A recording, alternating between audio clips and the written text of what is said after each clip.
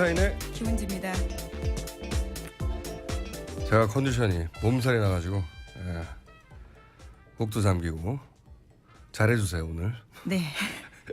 자, 힘내십시오. 첫 뉴스가 뭡니까? 네, 어제 세월호가 무트로 나왔습니다. 육상으로 옮겨진 세월호를 받침대 위에 올려놓는 거치 작업이 방금 7시부터 시작됐는데요. 오늘 인양 작업 모두 종료된다라고 합니다. 그렇군요. 드디어 나가는군요. 자, 다음 뉴스는요? 네, 우병우 전 수석에 대한 검찰이 어제 다시 구속영장 청구했습니다. 검찰 특수본이 우병우 전 수석에 대해서 영장 청구한 건 처음이지만요. 사실상 재청구 성격입니다. 지난 2월에 박영수 특별검사팀이 영장 재청구해서요. 한 차례 기각된 바가 있습니다. 예. 이건 저희가 3부에서 보겠습니다. 예. 다음 뉴스 넘어가죠. 네, 김기춘 전 실장이 측근들에게 최순실을 내가 모를 리 있겠느냐라고 털어놨다라고 채널A가 보도했습니다. 김 전 실장은 최근 박관용 전 국회의장 등 측근들을 접견하면서 속내를 털어놨다라고 하는데요. 최순실 정말 몰랐냐 측근들이 묻자 한참을 망설이다가 결국은 내가 모를 리가 있었겠냐라면서 한숨을 쉬었다라고 합니다. 네. 모를 리가 없다는 건 정무문이 알고 있었어요 이미. 예. 자, 다음 뉴스는요. 네, 박근혜 전 대통령이 오늘 검찰 4번째 조사 앞두고 있는데요. 그런데 변호인단을 대폭 해임했습니다. 유영하 변호사와 최명성 변호사를 제외한 나머지 7명을 전원 해임한 겁니다. 박근혜 전 대통령은 본인은 굉장히 억울해하는 것 같은데 제가 보기에는 억울해하거나 남 탓을 할 게 하나도 없어요. 왜냐하면 지금까지 가장 곁에 두고 있었던 사람이 최순실이었고 그리고 헌재와 검찰 조사를 대응하는 과정에 이 대응 방식에 문제가 있다고 다들 지적해온 유영하 변호사를 가장 곁에 두고 있었던 것도 본인이거든요, 다. 네, 모두 네. 본인이 결정한 거죠. 네, 그런 사람들을 가장 곁에 두고 있었던 건 본인의 선택이었기 때문에 다른 누가 아니라 그리고 그 선택이 이런 결과를 가져온 거예요. 네. 남을 탓할 게 하나도 없는 것 같습니다. 자, 다음 뉴스는요. 네, 이제 대선 29일 앞두고 있습니다. 대선 한 달 정도 앞두고요. 여러 여론조사가 발표됐습니다. 그 결과들을 종합적으로 보면요. 어제 주말 사이에 굉장히 많은 여론조사가 나왔어요. 그죠? 그렇죠. 네. 아무래도 대선 기간 동안에 공식 선거 운동이 시작되고 또 공포가 금지되어 있는 기간이 있거든요. 그렇죠. 이제 그러다 보니까 이때 좀 몰려 있는 것으로 보입니다. 얼마 안 남았어요. 이제 여론조사 발표되는 것도. 네, 그러다 보니까 조사가 굉장히 많이 나왔습니다. 네, 더불어민주당의 문재인 후보가 근소한 차이로 국민의당 안철수 후보를 누르거나 두 후보가 동률로 이르는 등 1, 2위 후보가 대혼전 양상을 보이고 있는데요. 특히 어제 KBS와 연합뉴스가 코리아 리서치에 의뢰해서 발표한 결과가 눈에 띄는데 여기서는 양자, 3자, 4자, 5자 구도에서 모두 안철수 후보가 문재인 후보를 앞서고 있습니다. 앞선 정도가 아니라 물론 이제 가상이지만 양자 대결에서는 10% 이상, 12%까지 예, 앞선 조사는 처음이죠. 예, 퍼센트 포인트를 앞섰죠. 네, 굉장히 앞섰고요. 물론 이제 문 후보가 근소하게 앞서는 것도 있고 두 후보가 동률인 조사도 있었고요. 그 중에서 KBS 연합뉴스는 모든 대결 구도에서 앞서는 것으로 양자에서는 오차 범위를 훨씬 넘어서 앞서는 것으로 결과가 발표됐습니다. 양자에서는 오차 범위 이내입니다. 하지만 양자는 훨씬 앞섰습니다. 네. 제가 5자를 잘못 말씀드렸습니다. 양자는 예. 가상이지만 지금 저희가 숫자를 정확하게 말씀드릴 수 없는 이유가 뭐냐면 조사 개요를 다 말씀드려야 되는데 그럼 시간이 다 지나가요. 그래서 숫자는 정확하게 말씀드릴 수 없고 찾아보시면 되는데 10% 이상 앞서는 것으로 나와 있습니다. 저희가 오늘은 리얼미터를 통해 잠시 후에 또 다른 여론조사를 알아볼 텐데 근데 제가 이제 약간 일종의 주시인데 최근 여론조사 중에 좀 이례적인 것들이 있습니다. 제가 개인적으로 여론조사에 굉장히 관심이 많거든요. 그래서 여론조사가 나오면 조사 개요를 봅니다. 하루 지나고 나면 그 설문이 나오거든요. 그럼 설문 설계를 보고 조사 개요도 그 홈페이지에 나온 게 아니라 선관위에 가면 정확한 조사 개요가 나와요. 그런 관점에서 가만히 들여다보면 좀 이례적인 케이스가 몇 개 있는데 그 중에 일반적으로 이제 최근에 여론조사 중에 차이가 나는 거는 유무선 비율 때문에 차이가 나는 경우가 있는데 그건 또 그렇게 크게 나지는 않아요. 근데 다른 여론조사보다 좀 이례적으로 차이가 크다 하는 것 중에 제가 한두 가지만 예를 들면 문재인 안철수 후보 첫 번째 양자 대결 여론조사를 냈던 게 있죠. 내일신문과 디오피니언 예. 조사. 그게 이제 첫 번째 양자 대결이라고 하는 가상 대결 조사를 냈었는데 이때 디오피니언 조사 방식을 보면 유선 조사를 KT 등재 방식이라는 기법으로 표본을 추출했거든요. 근데 이 방식은 보수 여론이 너무 많이 잡혀서 지난 2010년일 겁니다. 아마 지방선거 때 여론조사하고 실제 결과가 판이하게 차이 난 적이 있어요. 그래서 당시 여론조사 기관들이 이 KT 등재 방식을 더 이상 사용하지 않게 된 방식이거든요. 그래서 그 이후에 각 여론조사 기관들이 각자 개발한 여론조사 기법들이 있는데 왜 이렇게 오래전에 보수 편향이 너무 심해서 안 쓰는 방식을 사용했는지 디오피니언 쪽에서는 설명이 없어가지고 하여튼 이례적인 방식이었다는 거 하나 하고 지금 방금 소개해드린 10% 이상 차이가 나는 KBS 연합 조사 이거 굉장히 결과도 이례적이지만 조사 개요를 자세히 들여다보면 또 이례적인 점이 눈에 띕니다. 어떤 게 눈에 띄냐면 이제 모바일 조사 이거 굉장히 전문적인 영역인데 잠시 후에 리얼미터에서 조사 실장님한테 제가 여쭤볼 예정이긴 한데 제가 어젯밤에 보다가 굉장히 이상한 지점을 발견했어요. 뭐냐면 모바일 조사에서 이제 표본을 추출해야 되잖아요. 그럼 번호를 돌려야 되는데 그때 보통 010 다음에 네 자리 숫자가 나오잖아요. 이 네 자리 숫자를 대략 8천여 개, 7천여 개에서 뽑습니다. 네 자리 숫자를. 그런 다음에 마지막 네 번 숫자, 네 가지 숫자를 랜덤하게 돌려요. 그러면 그 중에 한 절반 정도는 없는 번호로 나와요. 결번으로 나오는 거죠. 근데 이번 조사에서는 아주 이거 굉장히 이례적입니다. 왜 이렇게 했는지 모르겠는데. 네 자리 숫자를 8,000개에서 뽑은 게 아니고 8,000개에서 돌린 게 아니라 60개밖에 안 썼어요. 왜 이렇게 했는지 모르겠어요. 그리고 8,000개를 60개로 쥐었고 그다음에 이제 결번으로 나오는 번호를 비적격이라고 하거든요. 랜덤하게 돌리니까 그 없는 번호가 있을 거 아닙니까? 없는 번호가 절반은 나온다 이거죠. 그 비적격률이라고 하는데 그게 한 50% 나오거든요. 근데 이번에는 60개, 8,000개를 60개밖에 안 썼고 60개 중에 결번이 나오는 게 10% 이하예요. 대부분 있는 번호가 나왔다는 거죠. 이게 이제 이례적입니다. 왜 이렇게 나왔는지 제가 모르겠는데 이건 제가 이제 이례적이다까지만 알겠어요. 네. 왜 이럴까? 이건 조사 실장님하고 나중에 리얼미터 얘기 나눠보기로 하고요.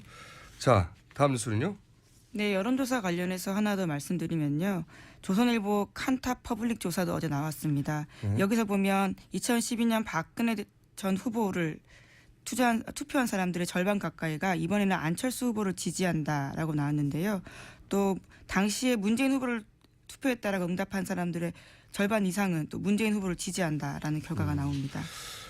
이게 최근에 안철수 후보가 받고 있는 지지의 특징이죠. 이게 보수 후보들이 이제 표심이 갈 곳을 몰라 하다가 안철수 후보에게서 대안을 찾아낸 거죠. 예. 반기문에서 이제 쭉 여러 번 얘기 나왔지만 반기문에서 황교안으로 갔다가 그다음에 안희정으로 갔다가 이제는 안철수에서 대안을 찾는 표심이 모이고 있는 거죠.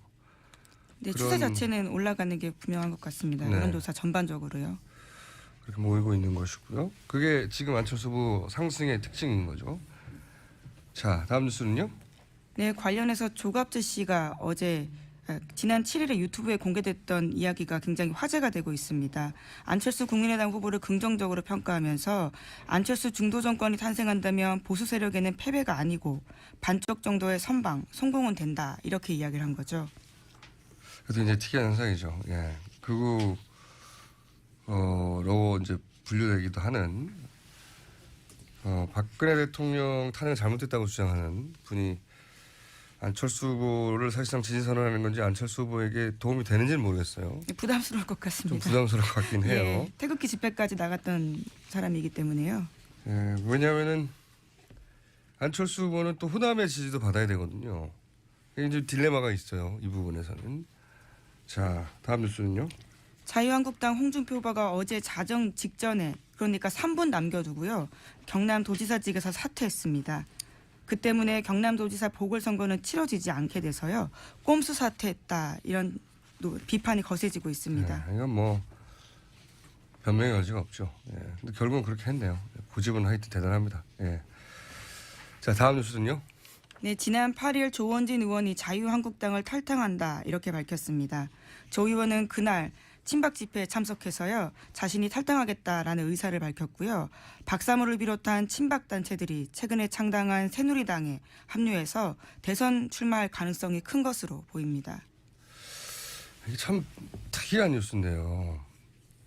조원진 의원이면 친박 중에 친박 멤버인데 단독으로 결정했을 것 같지는 않거든요. 이게 의미가 이렇게 친박이 빠져나가서 자유한국당에서의 친박 색채를 빼고 바른정당과 합당 가능성을 높여주기 위한 수순인 건지 아니면 혼자의 돌출 행동인 건지 요 다음에 누가 이 새누리당에 합류하느냐에 따라서 그림이 나올 것 같아요. 예, 이거 이 한 사람만 가지고는 읽을 수가 없고 돌발 행동인지 아니면 자유한국당에서 친박 색채 빼기인지.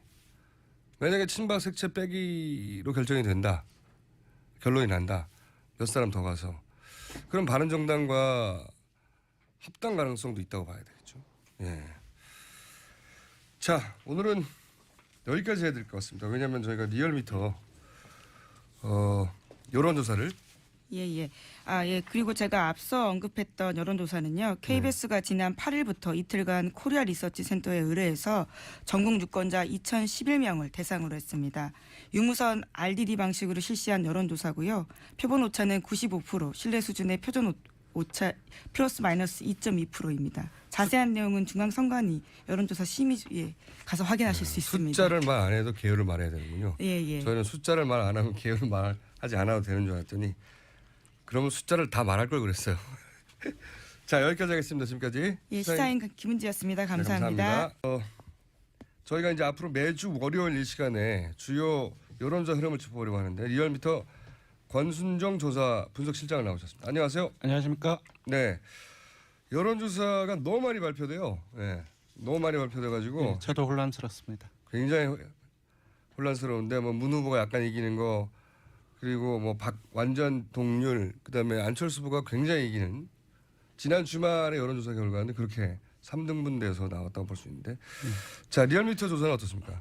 예, 먼저 조사 개요 설명드리겠습니다. 예. 이번 조사는 강원도민일보, 경기일보, 국제신문, 영남일보, 전남일보, 중도일보, 한라일보 등이 의뢰해서 리얼미터가 4월 7일과 8일 이틀간 전국 19세 이상 유권자 2,244명을 대상으로 무선 90%, 유선 10%, 전화 면접 및 자동응답 혼용으로 실시했고 표본 오차는 95% 신뢰 수준에서 플러스 마이너스 2.1%포인트, 응답률은 9.9%입니다. 예, 저희 이번 조사에서는 오자 대결에서는 지금 이번 주말에 발표된 다른 것과는 좀 다른 양상인데요. 문재인 후보가 42.6%, 안철수 후보가 37.2%, 홍준표 후보가 8.4%, 심상정 3.3%, 유승민 2.4% 이렇게 나왔습니다. 그래서 문 후보가 오차범위 조금 좁혀지긴 했지만 오차범위 밖 5.4%포인트 앞선 1위로 나타났습니다. 이거는 오자 대결이고요. 3자 대결이나 양자 대결도 비슷한 양상입니다. 3자 대결 보면은 문재인 45.1, 안철수 40.3, 홍준표 10.1. 이것도 문 후보 오차범위 밖 4.8%포인트 차로 1위고요. 문안 양자 대결에서는 문재인 47.6, 안철수 43.3. 다자 대결이나 3자 대결보다는 좁혀졌지만 그래도 응답자 수가 많기 때문에 앞서 소개해드린 대로 2.1%포인트입니다. 오차범위가. 그래서 이 양자 대결에서도 오차범위 밖에서 문 후보가 우세한 것으로 나왔습니다. 이런 여론조사는 리얼미터밖에 안 나오는 것 같은데요 지금. 네, 지금 왜 이렇게 차이가 큰 거죠? 리얼미터가 잘못하고 있는 거 아니에요? 글쎄요. 그래서 지난 주말에 보통 이제 이번 주말을 지나면은 보통 여러 여론조사가 많이 나오기 그렇죠. 때문에 네. 이제 조사 방법이라든지 어떻게 조사했는지를 좀 많이 살펴보는데요. 근데 이제 저도 저런 조사에 관심이 많아가지고 네, 이제 보통은 숫자부터 보는데 저는 네. 조사 개요부터 보거든요. 네, 그래야 됩니다. 준 전문가가 요즘에는. 되어가고 있어요. 저도 애초부터 관심이 많았는데 이제 점점 더 많은 관심을 갖게 되니까 이제 숫자는 나중에 보고 일단 여기는 어떤 방식으로 조사를 했냐, 예. 유무선 혼용이 어느 정도냐, 조사 개요상에 어떤 이례적인 점이 있냐 네. 이런 걸 보거든요. 앞서 KBS 코리아 리서치 센터에서 조사한 결과를 조금 아까 들은 적이 있는데요. 예, 저도 한번 여쭤보려고 그랬는데 예. 일단 뭐 여러 가지 조사 결과가 나왔는데 일단은 제일 첫 번째는 이제 무선과 유선의 비율을 먼저 좀 봐야 될 것 같습니다. 제가 왜 KBS 연합 그 코리아 리서치 이 조사를 여쭤보냐면 뭐 문 후보가 약간 앞서거나 안 후보가 약간 앞서거나 이런 조사는 여러 번 발표됐어요. 근데 네. 여기는 그 격차가 굉장히 크거든요. 맞습니다. 네. 여기는 양자 대결에서는 지금 리얼미터에서는 문 후보가 대략 한 3% 정도 이긴다, 4% 정도 이긴다라고 네. 리얼미터는 조사가 됐다면 여기는 안 후보가 거꾸로 한 12% 이긴다고 조사가 됐어요. 양자 네. 대결에서. 그러면 둘의 격차는 16%. 이렇게 그러네요. 어마어마한 조사 맞습니다. 격차가 난다는 게 네. 특이하지 않습니까? 예, 그래서 KBS하고 코리아 리서치 센터 조사 방법을 제가 봤더니 예. 조금 특이한 점이 발견되었습니다. 그러니까 저도 이례적이라고 예, 생각했는데 보통 무선이나 유선을 무작위로 이제 전화번호를 생성하는 경우에는 예. 그 일정한 수의 그 국번에 맞춰 가지고 각각 이제 000 4개니까 10,000개가 되지 않겠습니까? 예. 그것들 다 생성시킵니다. 그래서 무작위로 뽑아서 이제 전화를 하게 되는데 이 KBS 코리아 센터 경우를 봤더니 무선을 생성하는 데 있어서 조금 특이한 결과가 나왔는데요. 보통은 한 1,000개 이상, 보통 리얼미터 같은 적어도 경우는 1,000개. 7, 8,000개의 그렇죠. 국번으로 전화번호를 생성하는데 여기서는 무선의 경우에 60개의 국번으로만 생성을 했더라고요. 이게 어떤 의미냐면 그러니까 010 다음에 네 자리 번호가 있죠. 맞습니다. 그걸 다음에 10,000개가 나오잖아요. 네. 그렇죠? 그래서 이 10,000개 중에 무작위로 또 네, 1,000개를 뽑기도 하고 2,000개를 뽑기도 하고 8,000개, 7,000개를 뽑기도 맞습니다. 하죠. 그래서 그 10,000개 중에는 실제로 우리 사용자가 사용을 하는 그 번호도 있고 사용하지 않는 그 결번도 있는 네. 거거든요. 그렇죠. 그래서 그런 것까지 다 생성을 다 합니다. 그래서 전화를 하게 되면 결번이 이제 전문 용어로 비적격을 하는데 그것이 한 50% 정도 그렇죠. 이제 조사에 따라 무작위로 다르지만 막 되게 기계로 많이 돌리면 그 중에 절반은 없는 번호예요. 예, 그러면 그렇게 그건 될 수밖에 버리고. 없습니다. 예, 그렇게 그거는 네. 이제 자동적으로 이제 버려지게 되는데요. 근데 그 숫자도 나오거든요. 비적격 숫자. 예. 그래서 저도 이제 비적격 숫자를 봤거든요. 60개도 굉장히 특이하다. 왜 이렇게 조그맣지 싶었는데 비적격은 더 이상해요. 비적격도 제가 알기로는 10%인가 20% 정도밖에 10% 되지 않. 이하예요. 예, 예. 그러면 이렇게 무작위로 걸었는데 90%는 있는 번호가 나왔다는 거거든요. 네, 네. 보통은 절반은 없는 번호여야 되는데 맞습니다. 이 결과를 어떻게 해석해야 되는 겁니까?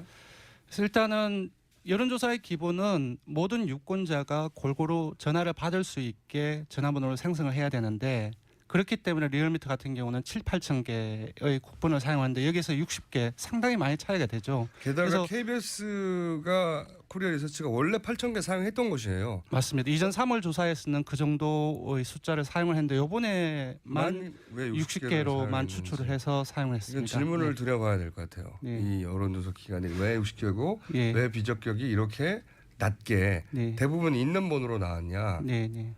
그래서 제가 의심한 것은 의심이라기보다 뭐랄까 가능성을 생각해 보면 90%의 전화가 응답이 되려면 원래 있는 번호, 그러니까 무작위로 때린 게 아니라 있는 번호에 때려야 이렇게 나오는 거 아니에요? 그렇죠. 그런 경우가 돼야지만 이 정도가 나올 수 있지 90% 않을까 있는 싶습니다. 무엇보다 뭐 의심이라기보다는 의심인도 아니고 일반 일반 여론조사에서는 만약에 몇천 개의 국번으로 사용해서 생성하는 경우와 60개를 가지고서 생성하는 경우는 나머지 그 차에 대해 해당하는 사람들은 전화를 받을 수가 없잖아요. 원천적으로 배제될 수밖에 없잖아요. 표본도 그 자체에서 그렇고. 문제가 좀 있지 않나 싶습니다. 거기도 네. 문제가 있지만 저는 비적격이 더 이상해요. 아니 이게 무작위로 걸면 일단 절반은 없어야 되는 거거든요. 어떤 국번에서나. 맞습니다. 무작위로 생성을 해야 되는데 생성을 하게 되면 한 절반 정도는 결론이 나오게 돼 있습니다. 그건 어떤 여론조사나 예. 그러니까 오랫동안 여론조사를 보다 보면 그 수치가 그렇게 나오는 게 보이는데 이거는 안 그래서 저는 이상했거든요. 그래서 여쭤보려고 했는데 네. 역시 그렇습니다. 제가 준 전문가가 맞군요. 자 그렇고 네. 이건 한번 물어봐 주세요. 네. 그죠? KBS 코리아 리서치 센터에. 코리아 리서치 센터에 왜 60개만 했고 왜 아마 비적격이- 이거는 그 중앙선거 여론조사 심의위원회가 조금 이제 봐야 되지 않을까 싶습니다. 저도 저희들- 선관 예. 홈페이지에서 네. 개요부터 확인하는데 네. 개요 확인하다가 왜냐하면 이게 정상적인 무슨- 방법이 아니기 때문에 이 부분들은 좀 열심히 해서 좀 봐야 될 필요성이 있지 않나 싶습니다. 자, 그 다음 리얼미터가 조사한 게 뭡니까? 요번에는 한 달 정도밖에 그 선거가 안 남았지 않습니까? 이제 그래서 거의 끝났어요. 여론조사할 기간도 2주 남았나요? 예, 그래서 지금 이제 두 번만 더 하면 예, 주말이 예, 끝납니다. 후보자들의 지지율도 중요하지만 현재 지지하는 사람들 중에서 좀 나눠지지 않습니까? 계속 끝까지 지지할 사람하고 이제 이후에 좀 바꿀 사람이 어느 정도 되는지 그게 중요한 시점인 것 같은데 그 조사를 했습니다. 잠깐만요. KBS 코리아 리서치 이게 왜 이상하냐, 이례적이냐고 하는 것에 대해서 문자가 하나 와가지고 읽어드리면 모집단을 대표할 수 없어서 결과가 잘못됐을 수 있다. 이렇게 설명해 주세요 했는데 네. 그것도 어려운 설명인데요. 뭐 전화 문자가 와서 제가 네, 읽어드렸는데 그렇게 설명을 안 드리기 위해서 이렇게 장황하게 말씀드린 겁니다. 네. 그게 이제 정확한 설명이긴 하죠. 네. 자, 어떤 여론조사를 다른 것과 다르게 한 것이겠습니까? 네. 그래서 충성도 조사요? 예, 사실상 충성도 조사죠. 끝까지 지지하겠는지. 그래서 평균은 끝까지 지지하겠다 한 70% 정도 이상 나왔는데 네. 한 26.8%가 이제 후보 교체가 가능하다고 했는데 이게 후보마다 다릅니다. 그렇겠죠. 문재인 후보가 사실상 가장 낮게 나왔습니다. 이제 충성도가 바꿀 제일 수 높은 있다라고 하는 사람이 21.7%가 나왔고요. 가장 높게 나온 사람은 유승민 후보의 지지층이었습니다. 54.8%가 바꿀 수 있다. 그리고 이제 안철수 후보 같은 경우는 28.6%가 나왔어요. 한 5, 6% 정도가 문 후보에 비해서 후보로 교체할 수 있다라는 그 응답이 많이 나왔습니다. 그래서 조금 보면은 아무래도 문재인 후보의 지지층이 상당히 강하다. 결성력에서는 강하고 상대적으로 안철수 후보는 좀 약한 측면이 있다. 이렇게 봐야 될 것 같고요. 여론조사 전문가들이 항상 해왔던 얘기인 것 같긴 한데. 네. 그리고 이제 어느 지역에 이런 어떤 후보 교체 가능한 응답자들이 많이 분포되어 있는지도 봐야 될 것 같은데요. 네. 수도권하고 영남권 그리고 20, 30대 젊은층 그리고 학생 이런 쪽이 많이 지금 분포되어 있는 상황입니다. 저 시간이 거의 다 돼가지고 네. 마지막만 짚어봐야 될 것 같은데 지금 문 후보의 강점은 결속력이 강하다는 것이고 안 후보의 강점은 그 보수층에서 구도죠, 구도. 네. 반문재인 구도의 힘을 입었다는 구도는 개인이 깨기 힘들거든요. 그러니까 구도가 강력한 만큼 그 표의 결속력도 강해지는 네. 그 힘에 올라탔다는 건데 안철수 후보가 만약에 이걸 보수 후보가 뺏어가지 못하면 이 힘으로 쭉 끝까지 가는 거 아닙니까? 그렇죠. 이제 사실상 이제 반문 연대라는 게 형성되기 어렵다는 여론조사 결과도 많이 나와 있는데 정서적인 측면에서 많이 이렇게 강화가 되고 있다 보니 그렇죠. 후보가 구도상으로 나와 단일화할 있습니다. 필요 없이 네. 여론으로 만들어주는 네. 구도가 지금 이루어지고 있는 거죠. 네, 그런 부분들이 여론조사 결과도 상당 부분 영향을 미치고 있는 걸로 보이고요. 네. 자, 오늘은 여기까지 해야 될 것 같습니다. 저희가 10분 잡았는데 앞으로 15분 잡아볼게요. 10분으로 부족한 것 같습니다. 벌써 10분을 갔군요. 네, 지금까지 리얼미터의 권순정 조사 분석실장이었습니다. 감사합니다. 고맙습니다. 뉴스공장 첫 번째 인터뷰 시간입니다. 대선까지 한 달, 후보 등록까지 일주일밖에 남지 않았습니다. 문재인, 안철수 양 선대위 차례로 연결해서 주요 쟁점 짚어보겠습니다. 먼저 더불어민주당 문재인 후보 선대위 공보단장 박광온 의원 연결돼 있습니다. 안녕하세요. 네, 안녕하세요. 반갑습니다. 네, 주말에 여러 여론조사가 발표됐습니다. 이 중에 심쿵하는 것도 있지 않았습니까? 어떻게 보셨습니까? 이거 대단한 위기죠. 네, 그러니까 이제 문재인 후보 또 더불어민주당도 위기지만 저는 굉장히 국가적으로 위기를 불러올 수 있는 현상이다 이렇게 봅니다. 무슨 말씀이냐면 네. 이 묻지마 지도 상승이라고 저는 얘기하고 싶은데 2주 만에 지금 3배 이상 올랐습니다. 300% 이상. 네. 그렇다고 주식으로 말하면 꼭 묻지만 아니지 않습니까? 주식으로 말하면 예. 이렇게 주가가 오르는 경우는 반드시 뒤에 작전 세력이 있습니다. 근데 잔치가 끝나고 나면 개미들이 이제 허망해지는 상황이 오는데요.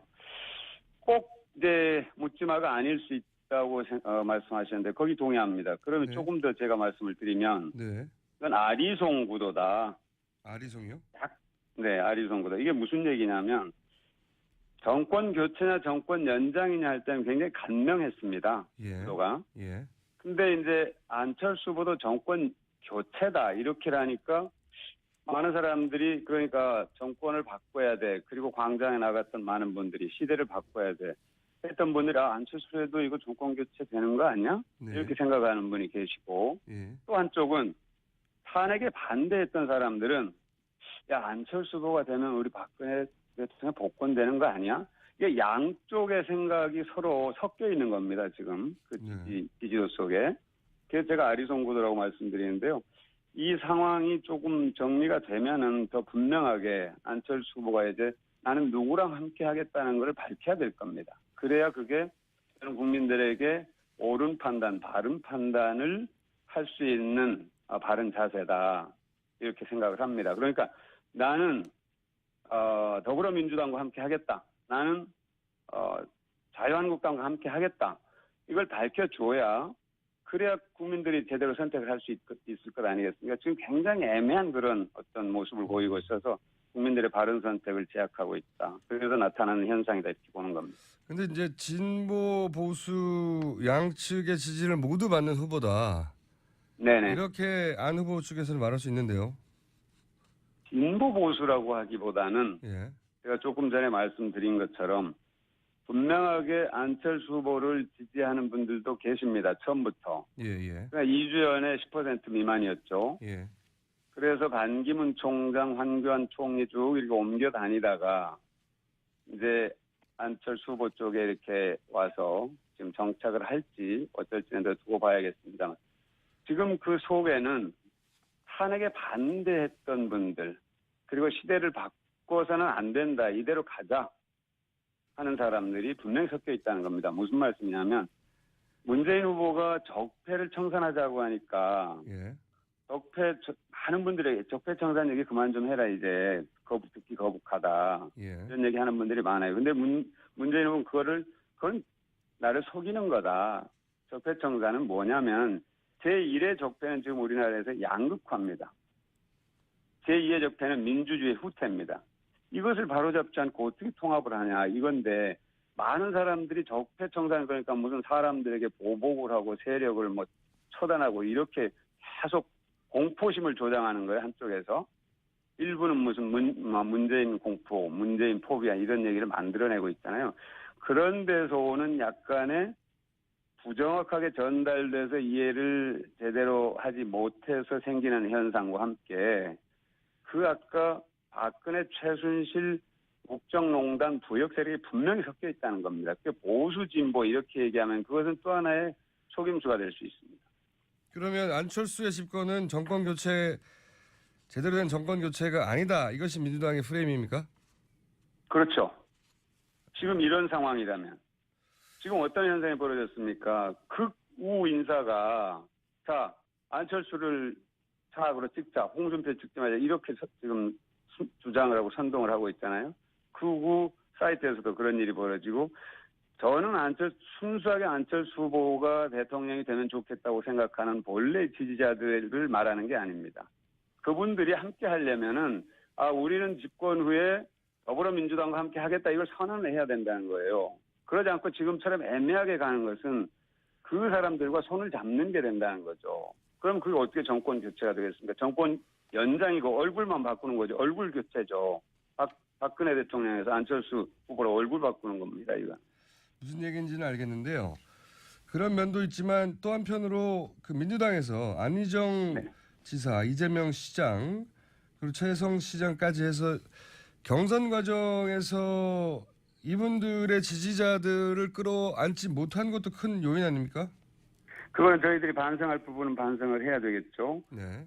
경선을 하다 보면은 저도 이제 경험을 해보면 그렇게 말하자면 뭐랄까 정서적으로 굉장히 갈등이 생기고 큰 이제 이 후유증이 남고 앙금이 남고 하는데 그 부분에 대해서는 문재인 후보가 분명하게 사과의 뜻을 표했습니다. 과정에서 생긴 그런 문제들 특히나 이른바 문자 폭탄이라든지 그런 것 문재인 후보가 나와 직접 관계가 있든 없든 그거는 잘못된 것이라고 생각한다. 그리고 상처받은 분들에게 위로의 말씀을 드리고 빨리 치유가 되도록 노력하겠다. 그리고 앙금이 남은 부분에선 해소하도록 적극적으로 나서겠다. 그래서 지금 이제 안 지사와 이재명 시장과 최성 시장과 함께 여러 차례 만났고 주말에는 오프 미팅을 하면서 함께 하자. 그렇게 해서 이제 지지자들께도 좋은 신호를 보냈고요. 또 양 진영에 참여했던 많은 의원님들께 일일이 전화해서 예를 들면 안지사 쪽에 참여했던 박영선 의원님이나 또 이재명 시장 쪽에 참여했던 이정골 의원님이나 이런 분들도 선대위에 함께 하실 수 있도록 간곡하게 또 정중하게 권유를 한 것으로 그렇게 알고 있습니다. 그런 노력들이 조금 진행이 되다 보면은 함께 하기가 어렵다 하고 생각을 했던 분들도 하여튼 결국 문재인 후보로 해야 새로운 나라를 만들 수 있다, 세상을 바꿀 수 있다 하는 그런 데 동의하실 것으로 믿습니다. 자, 그럼 첫 번째로는 안철수의 집권은 제대로 된 정권 교체가 아니라는 말씀을 하셨고 주장을 하셨고 두 번째로는 이재명 안희정 지지자들에게 보낸 메시지를 주셨는데 세 번째는요. 네. 그 최근에 이제 안철수 후보 측에서 불거진 그 조폭 연루설이나 신천지 연루설이나 지하철 행보 연출 논란이 다 검색어에 올라왔던 검색어 일리를 했던 네. 사안들 지난 주말에 세 가지 정도 말씀드렸는데 여기 대해서 혹시 캠프에서 하실 말씀 있습니까? 저는 사실은 그런 부분을 직접 참 언급하는 게 좀 합니다만 네. 그러나 그 조폭 부분은 사실 중요한 건 그 부분보다도 그 동원 경선에 이제 의혹이 제기된 겁니다. 그러니까 광주와 부산에서 선관위가 네.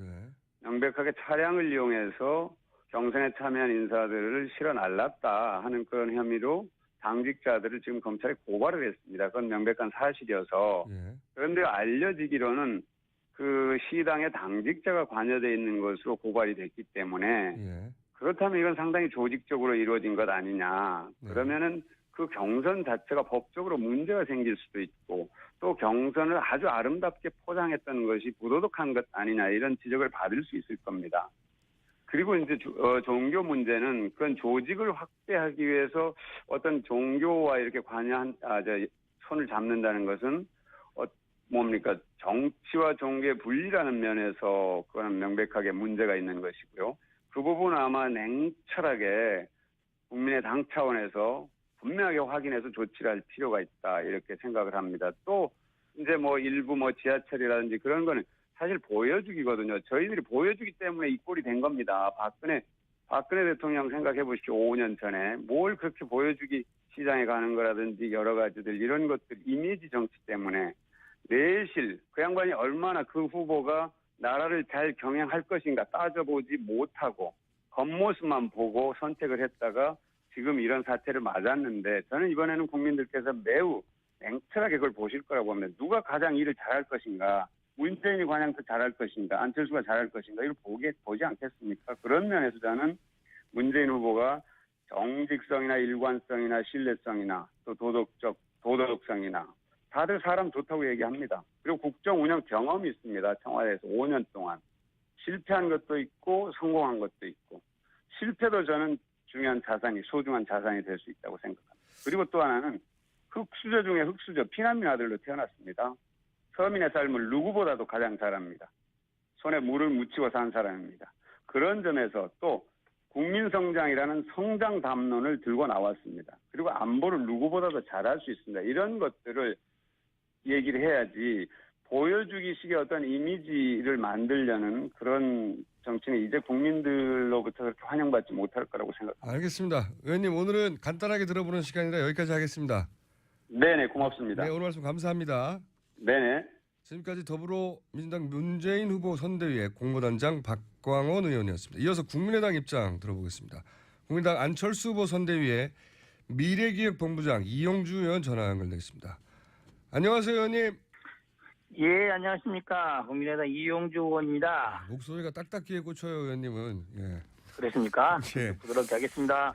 아니, 좋다는 얘기입니다. 딱딱 꽂혀서. 자, 지금 민주당에서는 그 안철수 후보 지지에 소위 이제 그 적폐 세력이라는 최순실 혹은 박근혜 전 대통령을 지지했던 최순실은 아닙니다만 박근혜 전 대통령을 지지했던 세력이 포함되어 있지 않느냐 이런 문제 지적이 있어요. 물론 국민의당이 그분들 오라고 한 적은 없는데 이 문제는 어떻게 답변하시겠습니까? 한때 박근혜 대통령 그리고 박근혜 전 대통령을 지지했던 세력이라 하더라도 지금이라도 마음을 바꿔먹고 안철수 후보를 지지할 수 있고 그게 국정에는 도움이 된다 생각합니다. 만이 예.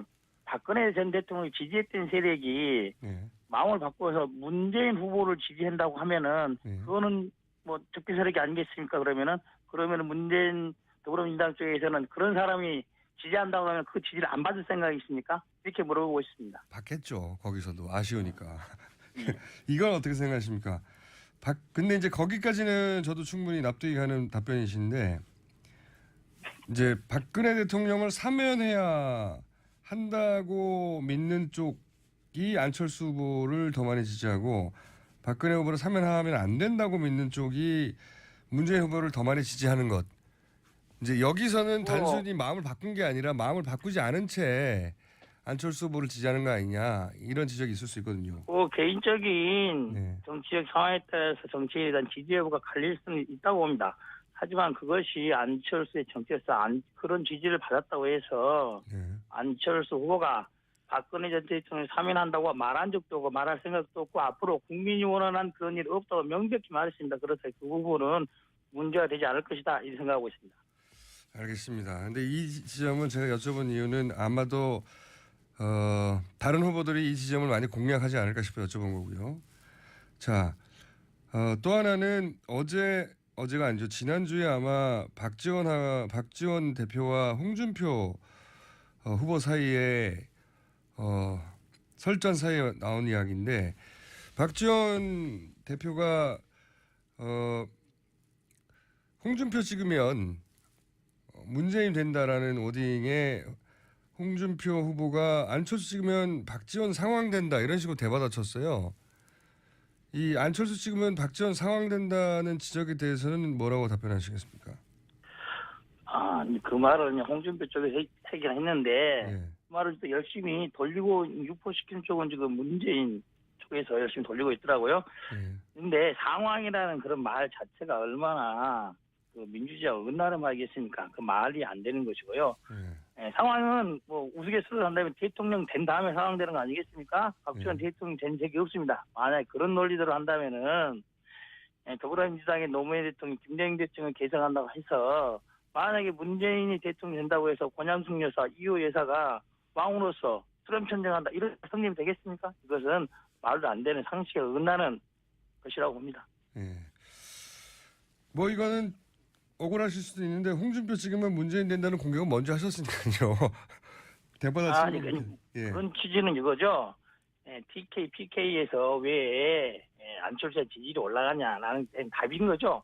많은 사람들이 홍준표를 찍은 문재인이 되니 그런 심정으로 그걸 방지하기 위해서 안철수 찍는 게 아니냐라는 친절한 설명을 한 것이죠.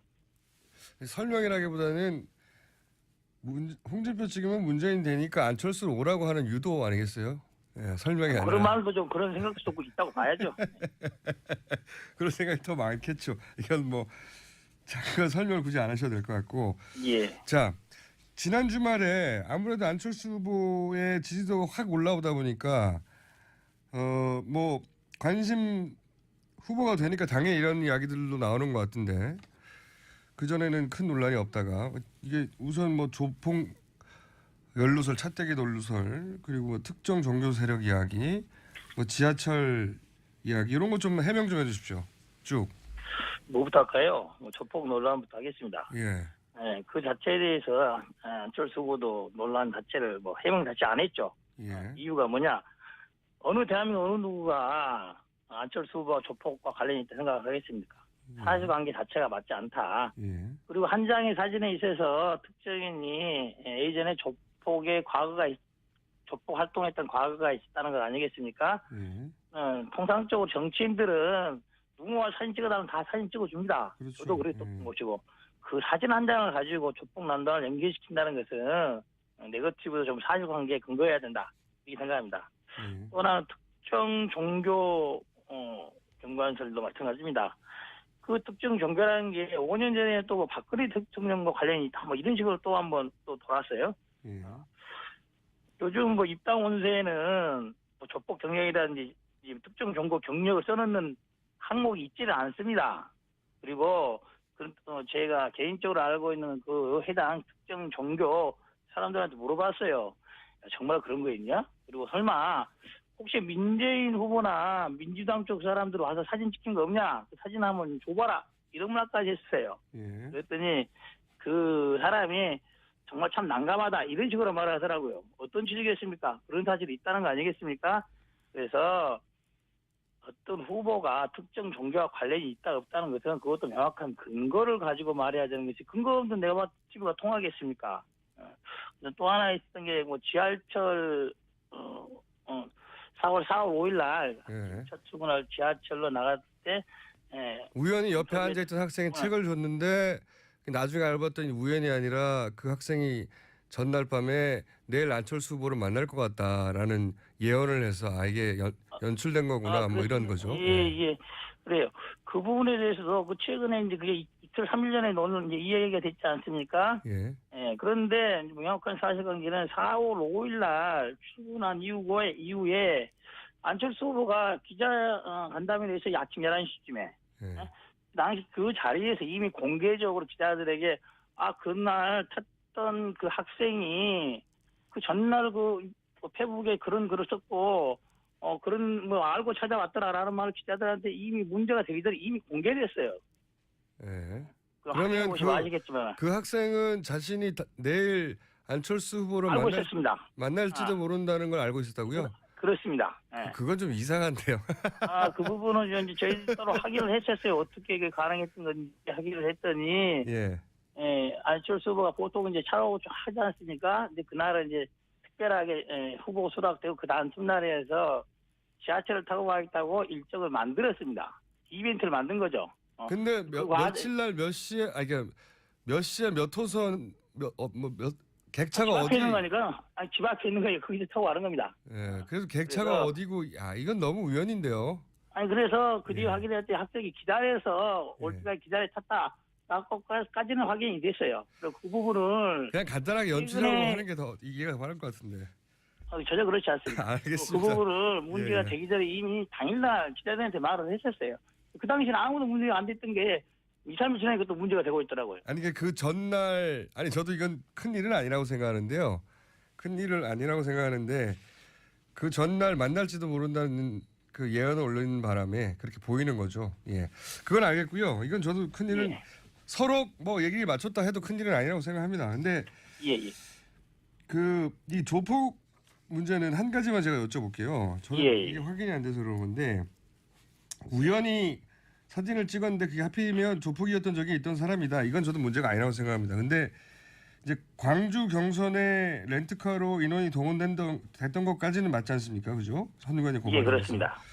근데 이 렌트카가 하필이면 전주에 있는 렌트카 회사고 그 전주에 있는 렌트카 회사의 사장이 하필 이 사진에 같이 찍혔다.